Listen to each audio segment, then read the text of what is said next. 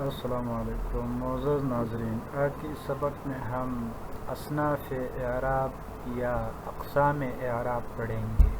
بنیادی طور پر اعراب کی دو اقسام ہے، نمبر ایک لفظی اعراب، نمبر دو تقدیری اعراب۔ تقدیری کا باعث اپنی ہی جگہ پر پڑھیں گے، فی الحال ہم لفظی اعراب پڑھتے ہیں، یعنی وہ اعراب جو لفظ کی شکل میں یا حرکت کی شکل میں ظاہر ہوں، اور یہ اعراب لفظی اصل اعراب کہلاتے ہیں، اور تقدیری اعراب کو فرع کہتے ہیں۔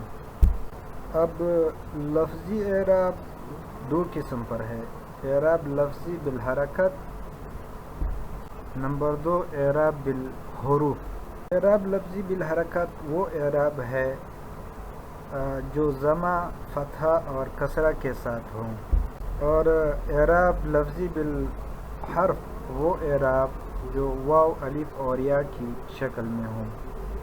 تو اب ان دونوں میں اصل اعراب بالحرکت ہے، جس کو ہم پہلے پڑھیں گے، بعد میں ہم اعراب بالحرف پڑھیں گے۔ تو اعراب بالحرکت میں رفع کی جو علامت ہے وہ دو پیش یا ایک پیش کے ساتھ ہوگا، یعنی ضمہ کے ساتھ، اور نصب جو ہوگا وہ دو زبر یا ایک زبر کے ساتھ یعنی فتحہ کے ساتھ ہوگا، اور جر جو ہے وہ کسرہ یعنی ایک زیر یا دو زیر کے ساتھ ہوگا۔ رفع ضمہ کے ساتھ، نصب فتحہ کے ساتھ اور جر کسرہ کے ساتھ ہوگا۔ اور انگلش گرامر میں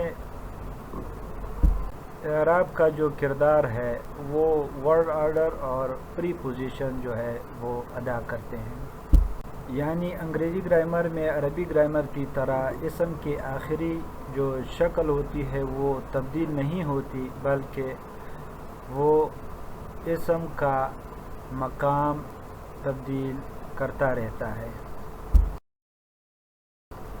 اب رفع کی مثال جیسے جاء زیدن، یہاں پر زیدن کے آخر میں جو دو پیش آئے ہیں، یہی جو ہے یہ اعراب کا مقام ہے، اور یہ دو پیش اس کا اعراب ہے، اور یہ دو پیش کا زیدن کے آخر پر آنا یہ اس بات پر دلالت کرتا ہے کہ یہ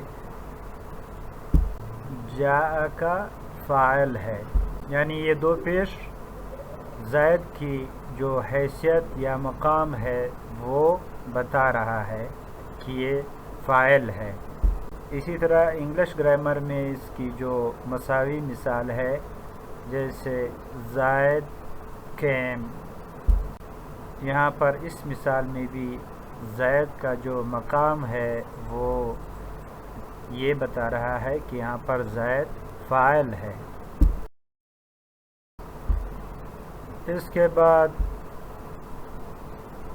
نصب کی جو مثال ہے رأیت زیدن، یہاں پر اس مثال میں زیدن کے آخر میں جو دو زبر آئے ہیں یہ علامت ہے نصب کی اعراب کا، اور یہاں پر اس مثال میں زیدن کے آخر میں دو زبر کا آنا یہ زید کی مقام بتا رہا ہے کہ یہ یہاں پر زید مفعول ہے۔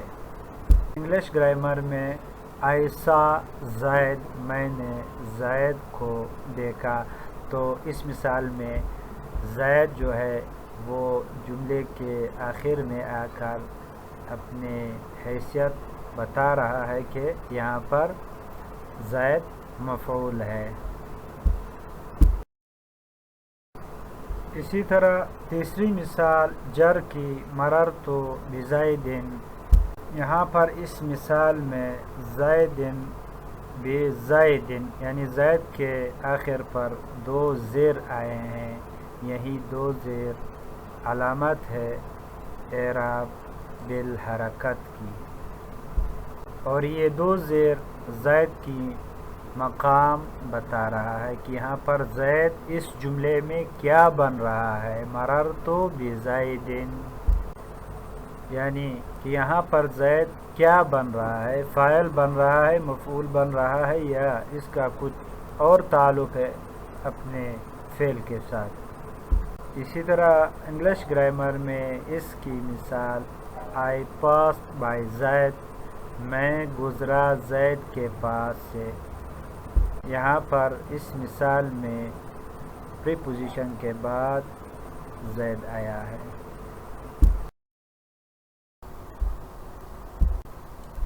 تو یہ زیدن، زیدن اور زیدن پر جو اعراب بالحرکت ہے انہیں اعراب اصلی بھی کہا جاتا ہے۔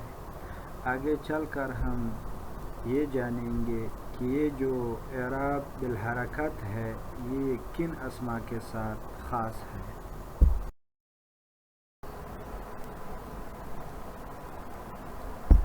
جی، تو اب ہم یہ جانیں گے کہ یہ اعراب بالحرکت یعنی اعراب دو زبر، دو زیر اور دو پیش، یا ایک زبر، ایک زیر، ایک پیش کی صورت میں کن اسما کے ساتھ خاص ہے، وہ کون سے اسما ہے جن پر اعراب بالحرکت آتے ہیں۔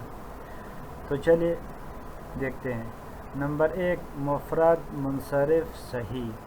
جب اسم مفرد منصرف صحیح ہوگا تو اس پر اعراب بالحرکت آئے گا، یا اسم جار مجرى صحیح ہو تب بھی اس پر اعراب بالحرکت آئے گا، یا اسم جمع مکسر منصرف ہو تو تب بھی اس پر اعراب بالحرکت آئے گا۔ اب ان تینوں کی مثال صرف یہاں پر ایک ہی مثال دیا گیا ہے رفعی حالت کا، جیسے جاءنی زیدن و دلون و زبیون و رجال۔ اصل میں یہ مثال جو ہے وہ اس طرح ہے، جاءنی زیدن، جاءنی دلون، جاءنی زبیون، جاءنی رجال۔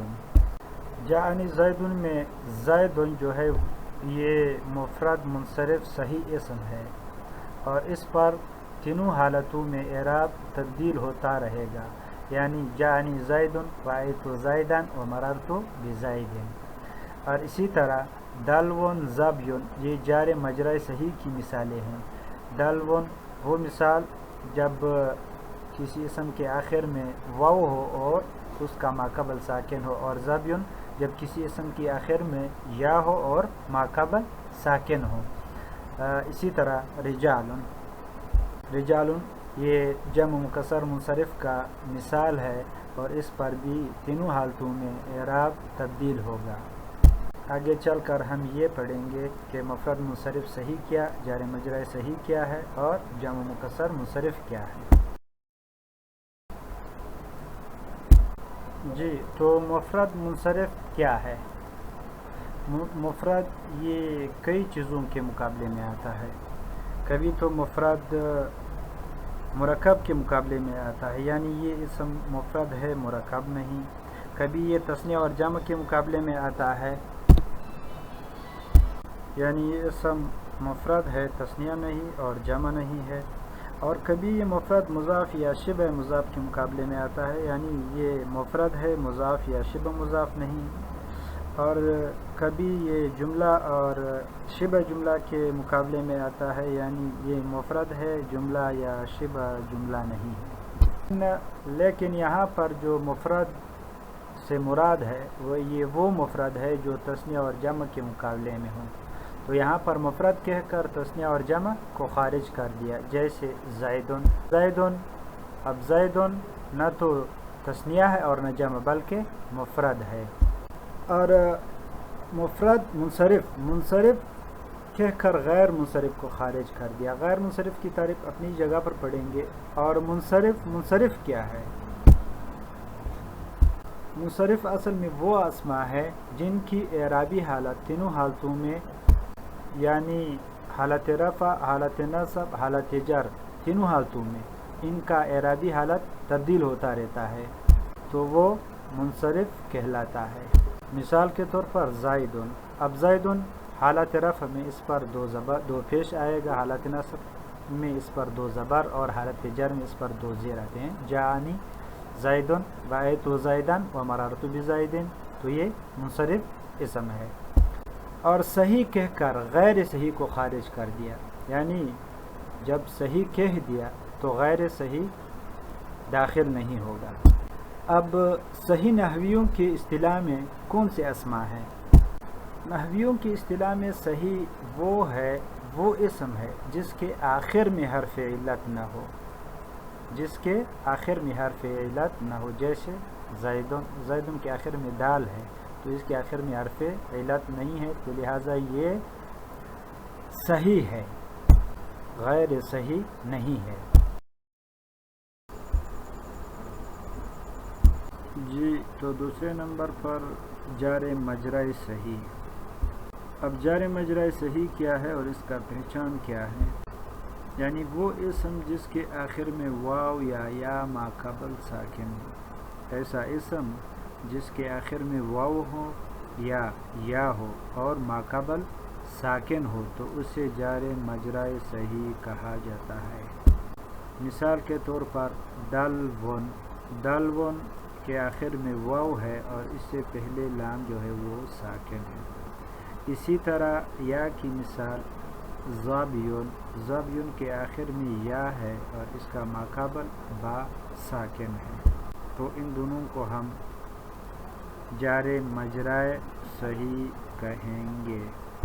تو جب بھی کوئی اسم جار مجرائے صحیح ہوگا تو اس کا اعراب بھی مفرد منصرف صحیح کی طرح ہوگا، یعنی تینوں حالتوں میں اس کی اعراب تبدیل ہوتی رہے گی، جیسے جانی دلون، رأیت دلون ومررت بدلون، اور اسی طرح جا زبیون، رأیت زبیان ومررت بزبین، یعنی ان میں بھی رفع کی علامت ضمہ، نصب کی علامت فتحہ اور جر کی علامت کسرہ ہے۔ اور انگلش گرامر میں اس کا قریب ترین تقابل regular noun with grammatical function سے کیا جا سکتا ہے۔ مثال کے طور پر بکٹ came، I saw a bucket، I passed by a bucket۔ یہاں بکٹ کی شکل نہیں بدلتی، البتہ اس کا مقام تبدیل ہوتا رہتا ہے، یعنی انگلش گرامر میں یہ کام زیادہ تر ورڈ آرڈر اور پری پوزیشن سے ہوتا ہے۔ اس کے بعد جمع مکسر منصرف۔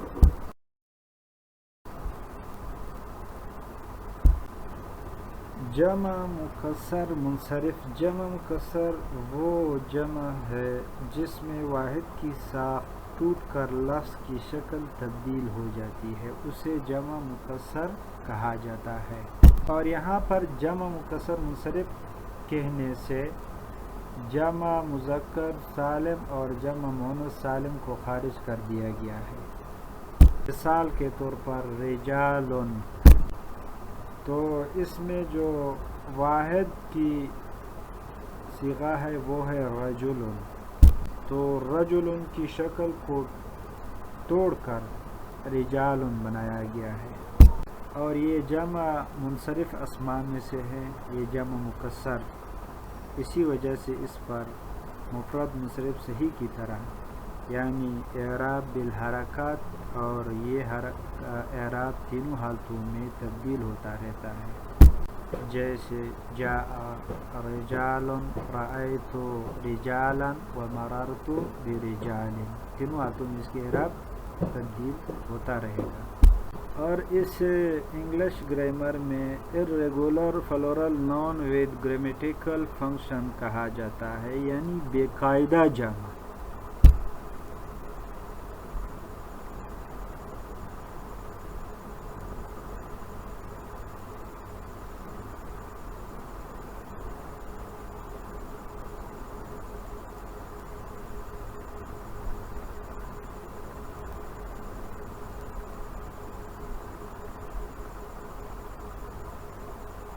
تو لہٰذا آج ہم نے دیکھا کہ عربی میں زیدن، زیدن، زیدن، دلون، دلون، دلون، رجالن، رجالن، اور رجالن، ان تبدیلیوں کے ذریعے جملے میں لفظ کا گرامیٹیکل فنکشن واضح ہوتا ہے، جبکہ انگلش میں عام طور پر نون کے آخری حرکت اس طرح تبدیل نہیں ہوتی، بلکہ ورڈ آرڈر اور پریپوزیشن بعض محدود کیس فارم کے ذریعے گرامیٹیکل فنکشن معلوم کیا جاتا ہے۔ آگے اس مکمل سبق کا ایک ٹیبل دیا جائے گا، اس سے نوٹ کر کے امید ہے کہ آپ کو مفرد منصرف صحیح اور جار مجرور صحیح اور جمع مکسر منصرف صحیح کا انگلش گرامر کے ساتھ تقابلی جائزہ سمجھ آ جائے گا۔ اس ٹیبل کو نوٹ کر کے غور سے 3 سے 4 مرتبہ اس کا مطالعہ کریں، انشاءاللہ اس سے یہ مکمل سبق آپ کو سمجھ آ جائے گا۔